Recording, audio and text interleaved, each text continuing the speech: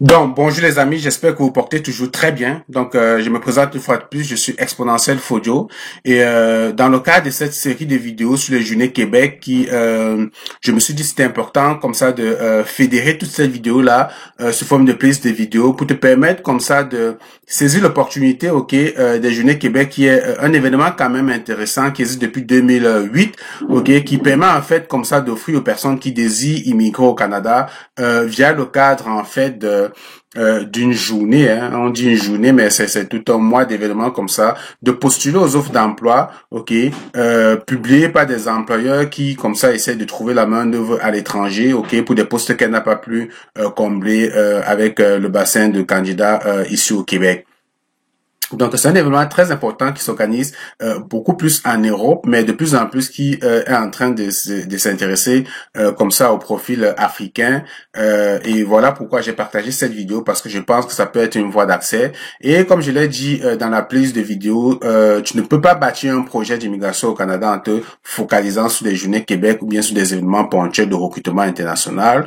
Ça peut être un plan B, c'est une alternative, mais si tu veux réellement faire un projet d'immigration, le plus important, c'est de passer un test de langue, faire l'évaluation de diplôme et de rentrer dans un bassin de candidats pour faire une procédure d'immigration permanente. Parce que qui dit Journée Québec dit quand même quelque chose de très sélectif. Ça se peut que tu envoies ton CV et que tu ne sois même pas sélectionné. Et ça se peut même que ton domaine d'expérience, de compétences ne soit pas demandé dans le cadre de cette journée. Vous voyez, ici on n'a pas vu des comptables, des financiers, des analystes financiers, tout ça là, c'est vraiment restreint. On parle de santé, mécanique, profil de génie, d'informaticien. Donc, juste ce groupe-là, et puis les gens de l'enseignement. Et depuis que je regarde des offres d'emploi, par exemple, lors du cadre de cette journée, je ne vois pas des offres d'emploi d'enseignants. Il n'y en a pas encore, si je retourne sur Journée Québec ici, comme je vous ai montré, je vais peut-être inscrivez-vous. On va aller voir, par exemple, voir les offres d'emploi. Je vais aller chercher les offres d'emploi et je vais filtrer ici secteur. Je vais chercher. Vous voyez, on dirait qu'on a enlevé carrément le secteur de l'éducation à la petite enfance et de l'enseignement. Il y en a plus. Il y a plus pourtant au début, lorsque c'était annoncé, lorsqu'on annonçait vraiment l'événement Journée Québec sur le portail initial, vous voyez ce secteur spécifique ici, on nous dit que il y a le secteur garderie, éducation de l'enfance. Mais lorsqu'on regarde les offres d'emploi maintenant pour postuler, on se rend compte que le secteur de l'éducation ne fait plus partie. Donc, quand je regarde ici les secteurs, il n'est plus là. Fabrication, génie mécanique, services publics, ainsi de suite.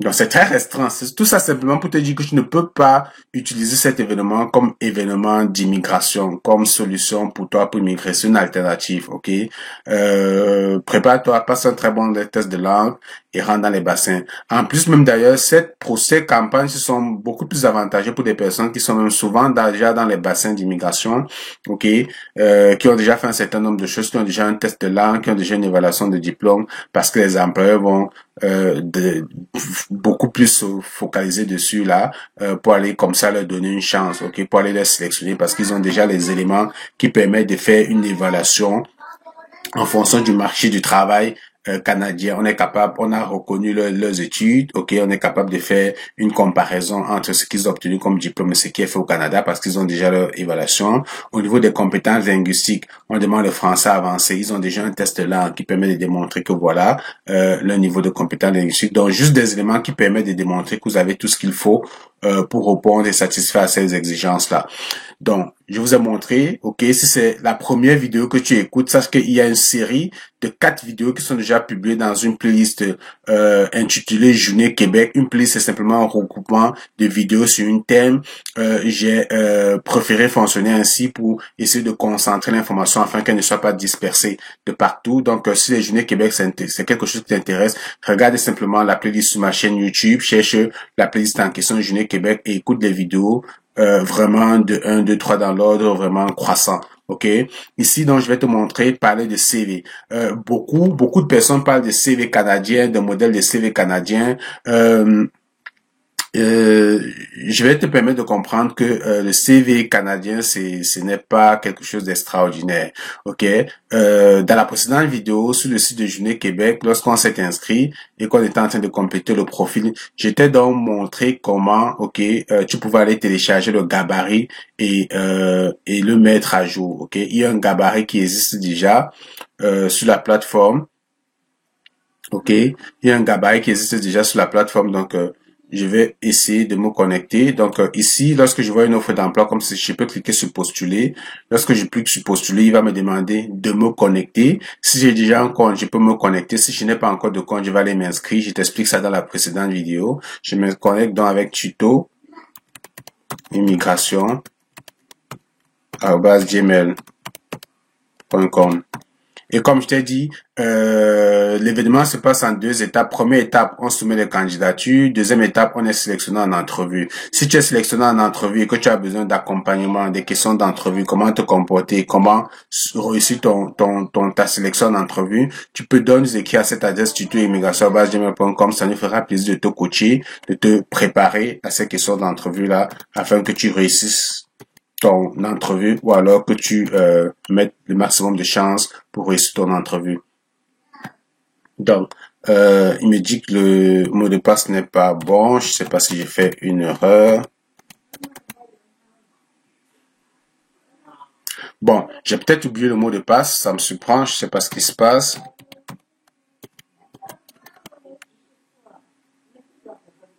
Bon, de toutes les façons, j'ai oublié le mot de passe. Je vous ai montré ça dans la précédente vidéo. Vous pouvez aller télécharger le gabarit. Je vais peut-être le mettre en description de la vidéo. Le gabarit, il est ici. Ok, je vous ai montré. Si vous partez sur... Quand vous allez télécharger le gabarit, à partir de lui, vous pouvez faire votre CV modèle canadien. Lorsqu'on parle de CV modèle canadien, ce n'est rien d'autre qu'un CV qui ne porte aucune information personnelle. Il n'y a pas de photo, vous voyez, il n'y a pas de photo, il n'y a pas trop de couleurs, il n'y a pas votre âge, votre nationalité, votre sexe, religion, tout ça là, machin. Il n'y a aucune information en fait personnelle qui peut permettre de vous discriminer. Il faudrait pas que sur votre CV il y ait une information que peut-être parce qu'on a vu votre tête, vous n'êtes pas beau, juste pour ça on vous met de côté. C'est un exemple qui a l'air banal, mais vous comprenez que il faut pas mettre un élément qui va permettre en fait au recruteur de peut-être avoir un avis sans qui sort du cadre, en fait, du contexte de juste regarder vos expériences, vos compétences. Donc ici, vous pouvez utiliser ce gabarit, ok? Vous mettez simplement votre nom, prénom, numéro de téléphone, adresse email, adresse postale. Et si vous avez des liens Internet, par exemple, les gens qui sont des développeurs, qui sont des programmeurs, si vous avez créé des sites web, vous avez travaillé sur des projets, par exemple, vous pouvez mettre des liens ici. Si vous avez un profil LinkedIn, je vous dis surtout que lorsque vous voulez faire des recherches d'emploi au Canada, c'est bien d'avoir un profil LinkedIn, ok? Créez un profil LinkedIn et prenez le lien de votre profil LinkedIn et mettez-le dans votre CV. Ça permet au recruteur, lorsqu'il scrute en fait votre CV, de en même temps aller voir sur LinkedIn les entreprises par lesquelles vous êtes vous êtes passé et les collaborateurs. L'avantage de LinkedIn, c'est que vous avez un réseau professionnel, ok. C'est-à-dire que les gens qui vous suivent, les gens qui vous regardent, on est capable de voir que c'est des gens qui travaillent dans la même compagnie que vous, ok. Ça vient comme ça. Ça vient comme ça en fait confirmer le fait que vous bien donner comment dire donner de la crédibilité au fait que oui effectivement ce monsieur il a de l'expérience dans son domaine, il a l'expérience dans cette entreprise, il a vraiment travaillé là-bas parce qu'on est capable de voir tel monsieur dans son LinkedIn, c'est son patron, voilà ses collaborateurs, voilà un nombre de choses, il a fait des certifications. Donc avant profil LinkedIn des amis, c'est également une très bonne chose. Donc allez créer si ce n'est pas encore le cas et mettez le lien ici. Et puis, voyez ici, vous pouvez mettre vos expériences professionnelles. Expérience professionnelle, expérience de travail, emploi, stage, activité bénévole, tout ce que vous avez fait. Donc, vous mettez les dates de début, les dates de fin. Ici, dans ce petit tas, vous pouvez mettre la date de début, ma date de fin. Et ici, vous mettez le nom du poste, le nom de l'entreprise. Et ici, vous mettez vos tâches. Toutes les tâches que vous avez faites. Donc, c'est aussi simple que ça. Date de début, date de fin, nom de l'entreprise, nom du poste que vous avez occupé et les différentes tâches. vous commencez à énumérer les différentes tâches. OK, j'étais dans cette entreprise et je travaillais comme infirmier. Qu'est-ce que je faisais en tant qu'infirmier? Je fais dans la description des tâches. Et je vous ai dit que pour faire la description des tâches, vous pouvez vous appuyer sur la CNP. OK, vous pouvez aller sur Google, chercher votre CNP et dans votre CNP, vous avez généralement une liste de tâches. OK, et ça peut vous permettre en fait de vous inspirer pour construire la liste des tâches. Si je vais par exemple sur Google, OK, pour vous donner un exemple, je vais sur Google comme ça. OK, je prends par exemple une CNP. CNP par hasard, 7311. Je clique dessus, c'est mécanicien. OK. Et donc, à partir d'ici, de cette CNP-là, j'ai comme ça les fonctions. Donc, par exemple, ici, je vais prendre le cas de cette CNP. OK, la CNP 7311. À partir d'ici, vous êtes donc capable de voir les différentes tâches. OK, les différentes tâches que quelqu'un qui occupe cet emploi fait. Donc, vous voyez ici, exemple, fonction principale, on vous donne la liste des tâches, lire des plans, installer, aligner, démonter, déplacer. Donc, vous avez en fait un ensemble de tâches ici qui vous permettent, vous, OK, de aller comme ça, préparer votre CV, d'aller comme ça, monter en fait votre CV sur la base de cette tâche-là, sur la base de cette CNP-là, et comme ça d'avoir un CV modèle canadien. OK, d'avoir un CV modèle canadien. Donc, ce gabarit, c'est très important et comme ça, au fur et à mesure, vous mettez toutes les entreprises et toutes les tâches. Aussi simple que ça, vous auriez, et les études, même chose, études et formation. Vous mettez vos études et tout, vous mettez tout ce qu'il faut ici, et plus bas, compétences linguistiques, ainsi de suite. Donc, voilà un gabarit qui peut vous permettre de simplement faire un CV modèle canadien, aussi simple que ça, et vous avez le lien pour le télécharger dans le portail des Journées Québec. Il y a un lien qui vous permet d'aller télécharger ce gabarit ici. Donc, maintenant, je vais vous montrer, moi, mon CV. Quel est le CV avec lequel moi j'ai cherché du travail au Canada? OK? Ça vous permet d'avoir un ordre d'idée. Voilà mon CV. Vous voyez, ici, il y a mon nom, il y a mon adresse, il y a ma ville, code postal. Vous mettez votre numéro de téléphone. Ici, vous mettez votre adresse email. Et vous voyez, ça, c'est mon profil LinkedIn. OK, si vous cliquez ici, vous allez aller voir mon profil LinkedIn et j'ai également mis rapidement mes certifications ici pour permettre à l'employeur de comprendre tout de suite que j'ai un CCNA, j'ai un MCP, j'ai des certifications. OK, les mêmes choses qu'il va aller voir sur mon profil LinkedIn. Et à partir d'ici, je mets donc titre de l'emploi, technicien, machin, profil et je mets date de début, date de fin. OK, vous voyez ici, je mets les descriptions des tâches. Je mets les descriptions des tâches, puis je passe au autres compétences. Ensuite, j'ajoute autre expérience professionnelle, je mets l'entreprise, puis je liste les descriptions des tâches. OK, date de début, OK, date de fin. Je passe au suivant. OK, poste, nom de l'entreprise, description des tâches. Je mets la description des tâches. OK, ainsi de suite, ainsi de suite. Consultant téléphonie, nom de l'entreprise, OK, description des tâches.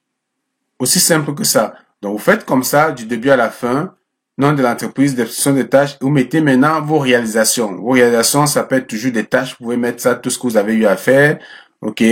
Bon, moi, mon CV, il est énorme, hein, parce que bon, c'est quand même beaucoup d'années d'expérience, mais ça vous donne une idée, puis si vous mettez vos formations, vous pouvez mettre vos différentes formations, certifications, tout ce que vous avez eu à faire, date de début, date de fin, si vous avez des certifications, mettez toutes vos certifications ici que vous avez obtenues. Et puis, voilà. Donc, c'est un CV aussi banal que ça. Il n'y a pas trop de couleurs, il n'y a pas trop de graphiques, il n'y a pas de photos, il n'y a pas de nationalité, il n'y a pas de sexe, il n'y a pas d'âge, il n'y a pas... Droit au but.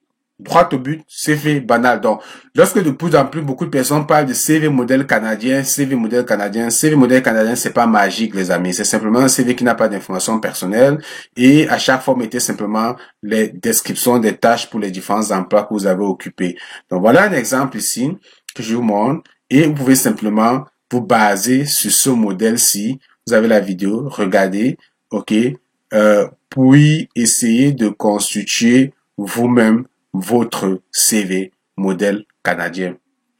J'espère que vous avez aimé la vidéo, qu'elle va vous aider, ok, que vous allez donc à partir de là essayer de constituer un CV modèle canadien et appliquer aux offres d'emploi des Journées Québec. Donc, si vous avez aimé la vidéo, comme d'habitude, likez, partagez, abonnez-vous et on se retrouve dans une prochaine vidéo. Si vous êtes convoqué aux Journées Québec, vous êtes sélectionné pour une entrevue, vous pouvez toujours nous contacter à l'adresse email tutoimmigration@gmail.com. Il nous fera plaisir de vous accompagner, de vous coacher pour vos sessions d'entrevue. Alors, je vais certainement faire une autre dernière vidéo, peut-être vous donner quelques questions d'entrevue, les techniques d'entrevue. J'ai déjà d'ailleurs une vidéo sur la chaîne qui parle déjà des questions d'entrevue. Je pense que c'est dans la playlist des vidéos Entrée Express. Si vous regardez la playlist des vidéos Entrée Express, vous allez voir une vidéo qui parle des questions d'entrevue. Ça a déjà été fait, mais je vais essayer d'actualiser cette vidéo-là.